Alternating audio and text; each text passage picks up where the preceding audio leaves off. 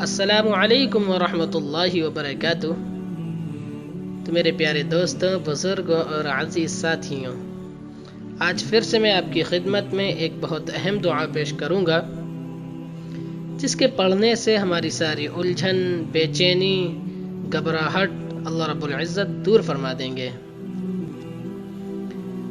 तो जैसा कि हम देखते हैं, कुछ लोग अपने काम कारोबार को लेकर, अपने घर बार को लेकर, अपने बीवी बच्चों को लेकर परेशान रहते हैं, बेचैन रहते हैं, टेंशन लेते हैं, जिस वजह से उनकी बेचैनी और बढ़ जाती है।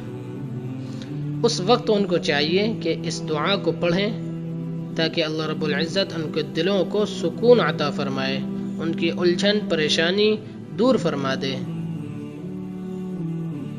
तो वो दुआ है बिस्मिल्लाहिर्रहमानिर्रहीम।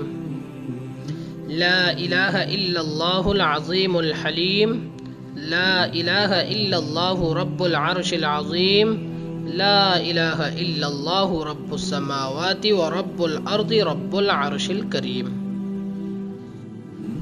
तो इतनी इसी दुआ पढ़ने पर अल्लाह रब्बुल इज़्ज़त हमारी बेचैनी, घबराहट दूर फरमा देंगे। अब इस दुआ की फजीलत सुने। हज़रत इब्न अब्बास रज़ी अल्लाहु अन्हुमा से रिवायत है कि रसूलुल्लाह सल्लल्लाहु अलैहि वसल्लम बेचैनी के वक्त ये दुआ पढ़ते थे। ला इलाहा इल्लल्लाहुल अज़ीमुल हलीम, ला इलाहा इल्लल्लाहु रब्बुल अर्शिल अज़ीम, ला इलाहा इल्लल्लाहु रब्बुस समावाति व रब्बुल अर्दि रब्बुल अर्शिल करीम।